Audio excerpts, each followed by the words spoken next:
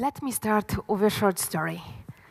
A few years ago, one company, internet service provider called AOL, back then known as America Online, published a big, heavy file containing 20 million search queries. It was data generated by their own clients, by people who searched for a lot of things they needed online. 20 million queries. Why they publish it? For research purposes. The company apparently believed that that sort of data does not contain any personal data and therefore cannot harm the client, while it can be useful for many researchers. Well, it took them 3 days to realize that they were wrong. Of course, it contained a lot of personal data that could be linked back to identifiable real people. And therefore, it was made even more interesting, not only for researchers.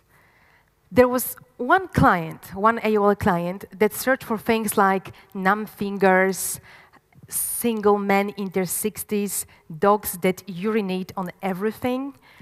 It didn't take much time for New York Times journalists to follow that data trail to Thelma Arnold's, a 60-year-old widow living in Georgia. She was real. I assume that many of you here don't search for illegal stuff, like gambling opportunities, drugs, explosive materials, right? And still, I bet that there are things that you ask only to your search engine. How would you feel if they become public? Or not quite public, but visible to your partner, work colleagues, employer, police, even though you did nothing wrong? If you feel a bit anxious about it, you are right. Now with things like behavioral targeted advertising that uses our real queries, with search engines that guess our questions before we actually ask them, and somebody else might also see these suggestions that you see, and with the law that doesn't really protect us from law enforcement and intelligence community digging into this data, we might be getting into trouble. The thing is that privacy is not about hiding things that we want to keep secret. It's about our right to choose when, for what purpose, and who can see certain data about us. It's about control. You may be asking yourselves now, but control over what, really? I mean, who cares about my internet application logs, about my IP address that changes apparently with every new session? It means nothing to me. Well, some do. Some do. You might think about this information as a sort of digital dandruff, irrelevant, meaningless, somehow irritating pieces of data. But in fact, they work more like pieces of a jigsaw puzzle. When looked at separately, they seem meaningless. But when they are put together carefully, they might reveal a lot about you with surprising accuracy. We may lose track of whatever we have put online, but internet doesn't forget. So it tends to know much more than you would imagine. It may even guess things that you don't tell to anybody. How does it work? There was an interesting experiment made by Cambridge researchers some time ago. They took publicly available data from social media, something we called likes. So no search queries, no IP logs, nothing very personal. And they compared this data to the results of real psychological tests performed on the same sample of people. And what have they discovered? That there is a strong correlation between our behavior online and our real hidden characteristics, such as our political views. They could discover these political views for that sample of people with 85% accuracy. They did even better with sexual orientation and things like IQ level, addictions, or real level of their satisfaction with own life. They could even discover that parents of these people divorced when they were a kid. It's quite personal, isn't it? So the thing is that our online behavior does correlate quite well with our hidden characteristics. And that's what made us much more exposed than we believe that we are. But now, Let's think of seemingly opposite scenario about the situation when our online identity does not really match who we are or who we feel that we are. Say that we did extremely well in designing our identity on social media. We all do that, right? Or somebody who tried to analyze this data got it completely wrong. Is it better or worse? In fact, it doesn't really matter. Whether your online identity is accurate or is it completely false, in both cases, you might get into trouble because of it. Because even if for you this is not something very serious, organizations and entities like insurance companies, banks, intelligence community, police will tend to take it very seriously. It was Douglas Merrill, former Google executive, who said that all data is credit data. That guy has already started his new company dealing exactly with consumer credit. They analyze it. They analyze our online history on that basis, exclusively on that basis, they prepare our scoring. So whatever we leave behind online will affect our credit rate. Unfortunately, this is not only market that works along these lines. Also, governments discovered that they can gain much more power with some data mining. Imagine as a politician that you can predict the next step of your voter. You can probably control your political opposition. You can win elections, but you can also create a new form of dictatorship without having troops shooting people in the streets.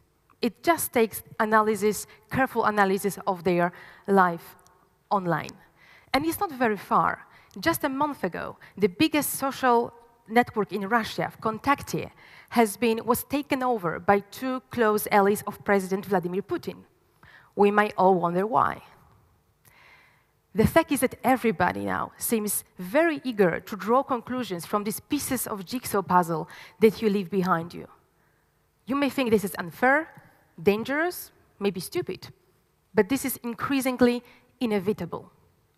Why so? Simply, everything is out there. Internet doesn't forget messages, statements, pictures, what we put online. They can be very easily taken out of the context and used against us.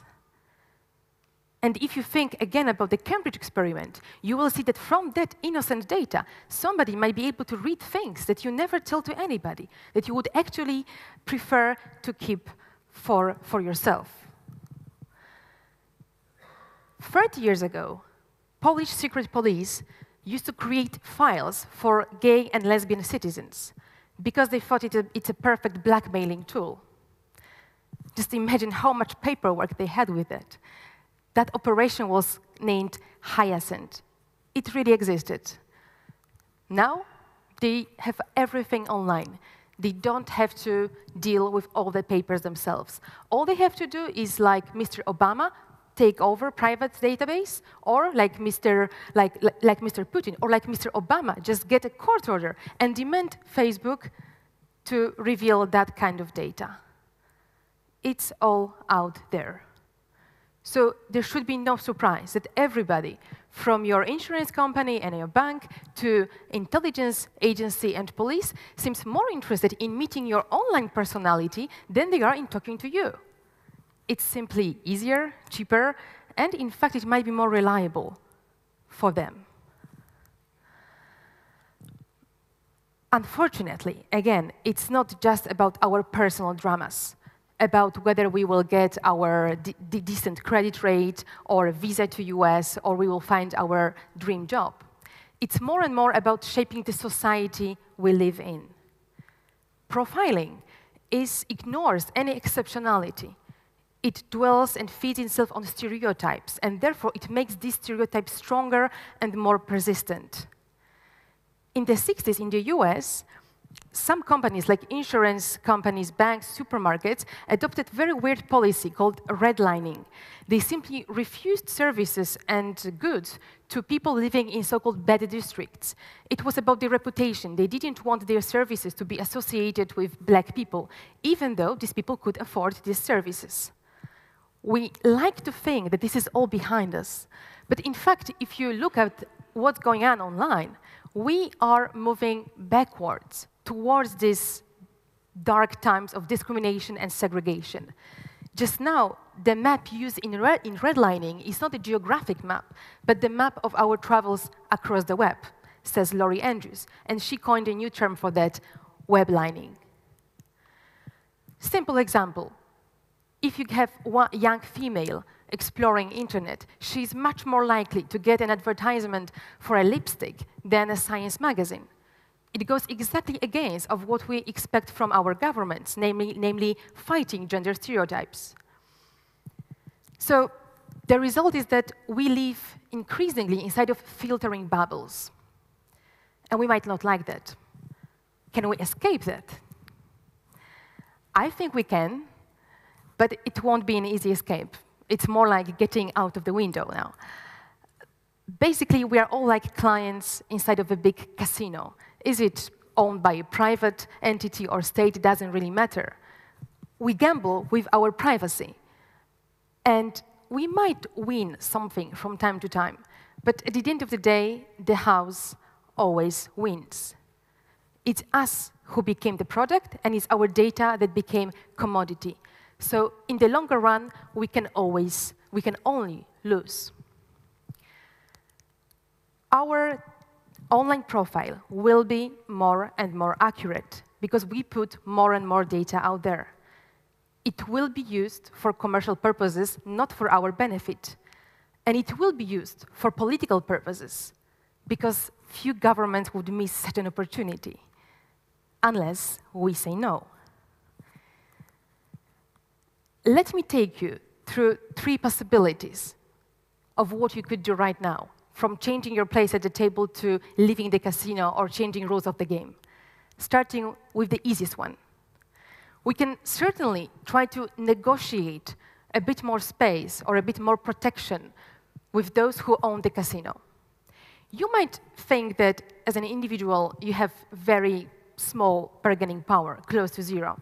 But if there is more and more people coming and asking for the same, for example, demanding more transparency or opting out from profiling and filtering bubbles, it might actually change the market standard, just as it happened with ecology.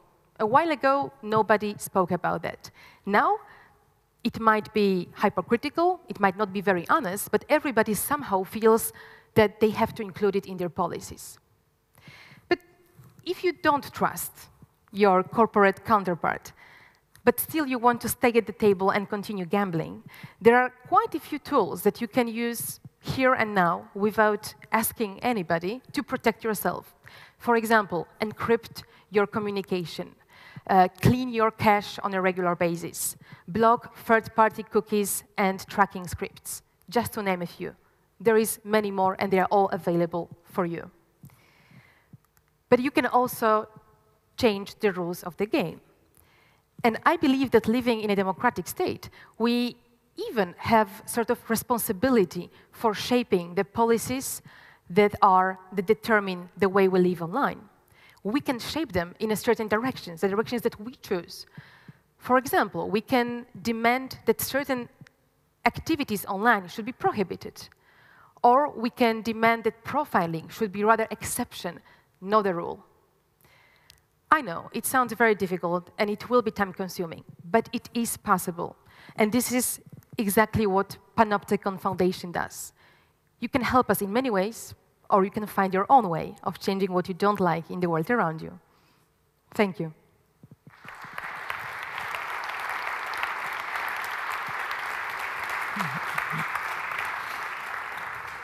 Any questions? You know what? I have about 50 questions, but let's have a question from you guys. We don't do this very often. Actually, we never do this. But you see, this is a lot easier to step down than the stage in Multikino. So who has a question? OK. Come up here and give me a hug, because you're going to have to speak into this thing. OK. I can give you mine. I completely agree, first of all, with your point. But I think you started with the assumption that. Oh, look at this. I was Thank you enjoying the very much. hug, you know, it's like. I completely agree with all your points. I just think that you start with the assumption that the glass is half empty. Because I think that all those data have really a huge potential, but it can also be used in a good way, in a sense that sometimes people don't really know. If you ask directly people what they want, what they need, they don't know how to give you an answer. And if analyzing those data, you can find what's the hidden needs and propose a value proposition that release their tension, that satisfy their needs, it can also be potentially good for them.